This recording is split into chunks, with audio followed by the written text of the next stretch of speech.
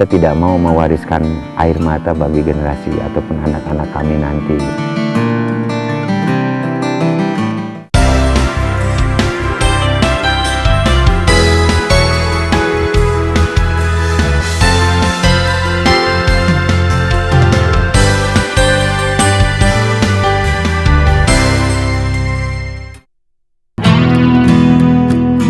Dahulu kawasan Gunung Wayang, Kecamatan Kertasari, Jawa Barat ini adalah area pegunungan yang diselimuti hutan lebat. Daerah di ketinggian 1000 hingga 1800 meter di atas permukaan laut ini cocok untuk lokasi perkebunan dan juga pertanian sayur mayur.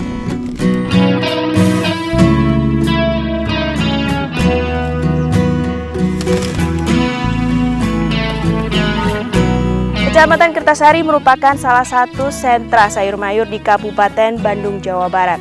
Namun sayangnya ledakan populasi di daerah ini menyebabkan kebutuhan akan lahan semakin meningkat. Luas lahan garapan untuk perkebunan dan pertanian di Kecamatan Kertasari adalah 15.000 hektar. Sekitar 1.000 hektarnya adalah tanah adat dan milik masyarakat. Selebihnya dikelola perhutani dan perkebunan negara maupun swasta. Seiring meningkatnya populasi penduduk serta masuknya para pendatang dari luar daerah, maka kebutuhan akan lahan tinggal dan garapan pun semakin besar.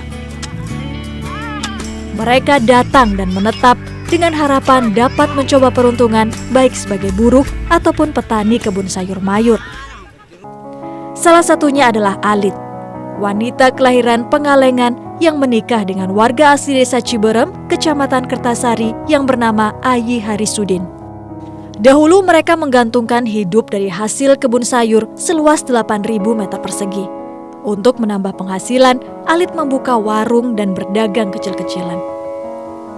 Namun semuanya berubah saat sang suami mengalami kecelakaan saat bermain bola. Akibatnya, ia kehilangan penglihatannya.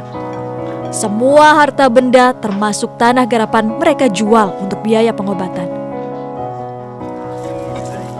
Sejak itulah, Alit pun terpaksa bekerja sebagai buruh tani dan menjadi tulang punggung keluarga. Ibu sejak kapan jadi buruh? 25 tahun. Nah, awalnya dagang, sebab saroge udur, ya modal teu aya, ya kena buburuh ieu we macua gitu. Upah 12.000 per setengah hari diterima usai bekerja. Alit harus pandai-pandai mengatur keuangannya agar bisa bertahan hidup. 12.000 yang ibu dapat setiap harinya itu dipakai untuk apa aja? Kangge tuang, sareng jajan urang kali. Ya dicekapkeun we da teu aya deui atuh bade ti mana. Meski beban hidup yang harus ia tanggung cukup berat, Alit tetap bersyukur. Namun Alit sadar, majunya pertanian di daerah ini berdampak buruk bagi kondisi alam sekitarnya. Tak lagi sama seperti saat ia masih kanak-kanak dulu. Menuju Alit mah masih keneh tacan seueur bumi oge. Ayeuna mah ya gunung tes garwanua nih kan. Da teu aya deui ieu penginten dicararek oge nih kan. Da laleug treug ge da teu gaduh deui naon kitu. Teu aya deui pedamelan. Teu gaduh ieu mah tanah naon milik kitu. Eta ka gararunung nih. Mohon aya nama pan atas Gunung Dugu mah cai oge janten sesah gitu. Cerita Ibu Alit tentang rusaknya kawasan Gunung Wayang akhirnya membawa saya pada sosok Ayi Juhara, warga desa Tarumajaya yang dulunya turut merambah kawasan hutan. Luasnya perkebunan teh yang menghijau menjadi hiburan bagi saya saat menuju lokasi lahan garapan Pak Ayi dan kawan-kawan. Perjalanan yang tidak mudah. Kondisi jalan perkebunan yang rusak berbatu dan penuh debu membuat siapapun yang melewatinya harus ekstra hati-hati. Cukup berbahaya.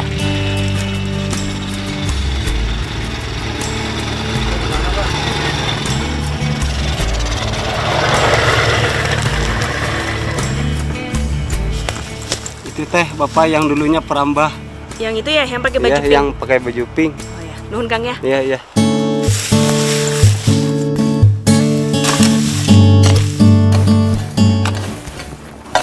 Pak. Masih. Dengan Pak Ai ya? Iya. Oh, Ai. Bapak. Jadi saya mendengar nih katanya di daerah Kecamatan Kertasari ini banyak terjadi pengalih fungsian lahan hutan. Iya. Tadinya saya untuk tanam sayuran, tapi sekarang alih komoditi nanam kopi. Hei, kela sakedeng. Riba ke sana. Istirahat dulu. Ayi Juhara dulunya mantan perambah hutan milik perhutani di kawasan Gunung Wayang. Pria berusia 53 tahun sekaligus ayah dari 6 orang anak ini mengaku faktor ekonomilah yang dulu memaksanya menggarap lahan perhutani secara ilegal.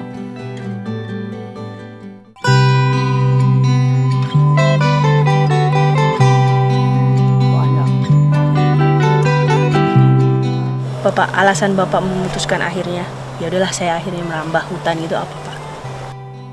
Mun kanggo bapak mah janten tertekan ekonomi gitu nya, janten kanggo ngahidupkeun keluarga. Bojo sareng murang kali daripada nganggur gitu nya. Mending naik ke cing teh ngarambah ka hutan da anu sanes oge seueur gitu nya, daripada hidup maling mending ngadamel rezeki anu halal gitu. Ada ketidakadilan yang dirasakan warga saat petani bermodal besar dari luar kawasan diberi hak garap lahan bekas perkebunan kina seluas 1.200 hektar untuk kebun sayur. Sementara para petani kecil selalu diusir dan diancam saat menggarap lahan bekas perkebunan. Para petani pun menjadi nekat. Sekitar 20 orang warga termasuk Ayi Juhara beramai-ramai menanami sayur di petak 73 hutan lindung milik perhutani yang luasnya 266 hektar. Mereka sadar tindakan tersebut melanggar hukum.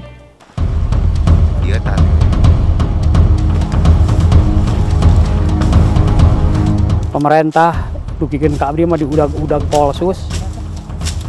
Gagal kalumpat, tak upami tos teu aya di Polsus. Namanya abdi lebet deui ka jero leuweung gitu. Kitu we ucing-ucingan sareng petugas.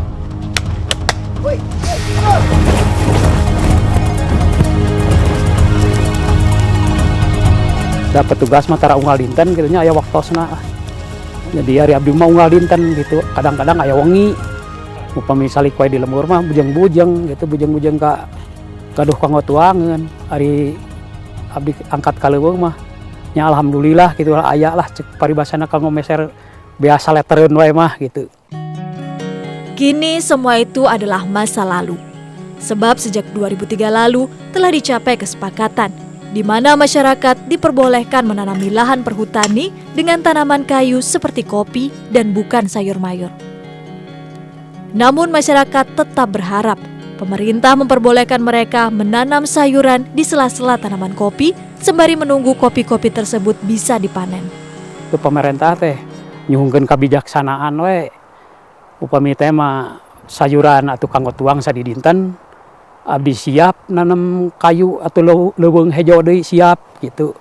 Tah upami kayu ungkum atau atanapi kopi katuang nalami kanggo bapak gitu.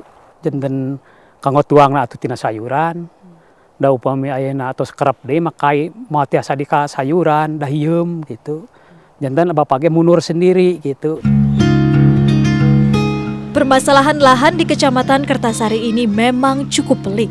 Ditambah lagi dengan berkembangnya usaha peternakan sapi perah yang juga membutuhkan lahan yang luas. Populasi penduduk pun menjadi semakin padat. Kebutuhan akan perumahan mau tak mau juga mengancam kelestarian hutan Gunung Wayang.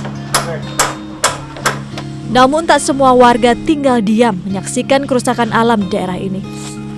Dari Pak Ayilah, saya mendengar mengenai sosok yang bernama Agus Derajat. Pak Agus!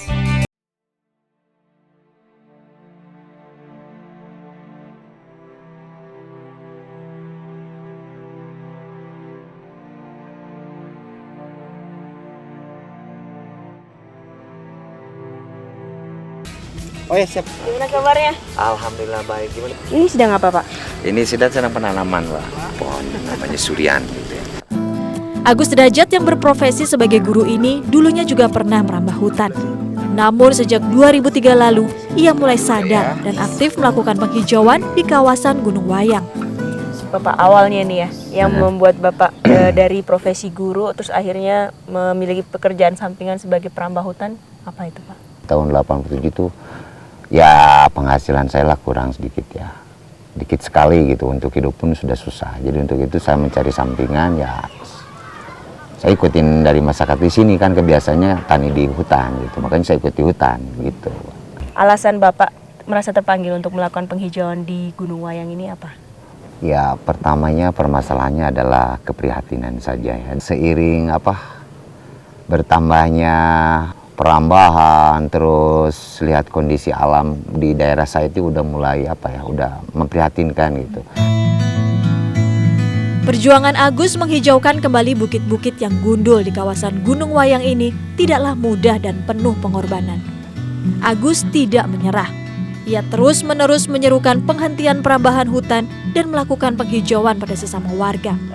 Meski didera berbagai cemoohan bahkan intimidasi warga, Agus tetap merajut asanya berjuang menyelamatkan kawasan Gunung Wayang.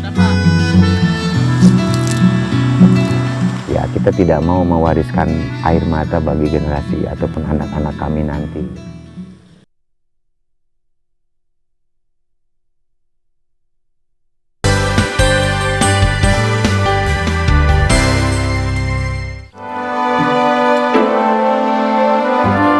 Rasa bersalah akhirnya semakin membani hati Agus saat ia menyaksikan hijaunya hutan berubah menjadi gundul dan gersang. Bayangan akan dampak terjadinya bencana yang mungkin terjadi di masa depan membuat Agus resah. Apalagi Agus mulai bosan harus terus-terusan berurusan dengan aparat penegak hukum. Ya kita tidak mau mewariskan air mata bagi generasi ataupun anak-anak kami nanti gitu. Lebih baik dari sekarang kita berbuat yang lebih baik, tapi kita juga masih bisa memanfaatkan alam ini. Pada Maret 2003 lalu, datanglah tawaran kompensasi dari pemerintah setempat bagi petani yang bersedia berhenti menanam sayur di lahan perhutani petak 73. Dan pemerintah berjanji akan memberikan bantuan domba sebanyak 11 ekor per kakak pada 334 kepala keluarga petani penggarap petak 73. Melihat niat baik pemerintah yang tak hanya menetapkan peraturan namun juga memberikan solusi bagi warga setempat, membuat Agus mendukung kegiatan tersebut. Mang, ada Mang, kedap Mang. Aya naon? Urang ngobrol sedap. Mang, iya urang teh kan petak 73. Itu pemerintah teh akan mencanangkan program Citarum Bergetar, Citarum Bersih Gelis jeung Lestari. Ayeuna program eta teh kehalangan Mang urang teh gara-gara aya urang cenah melak ieu, melak sayuran. 1 juta makan ngasil kecai. Urang sarere urang turun 1 juta. Nah, angko jeung titah turun daya mah tanah-tanah geus digarap ku urang. Ah nah tah turun gampang pisannya Mang nya.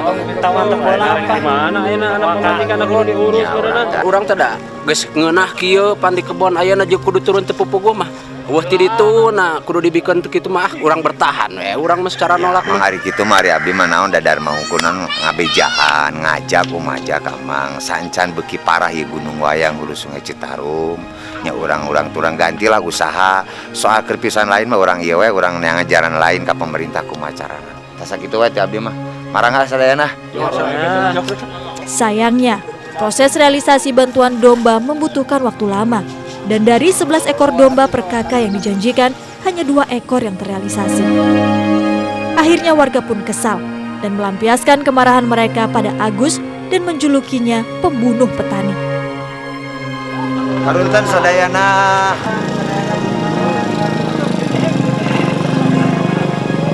Nah, gara-gara saya tah kan bisa top kebon. Kurang tuh bisa tani ayeuna mah susah hirup.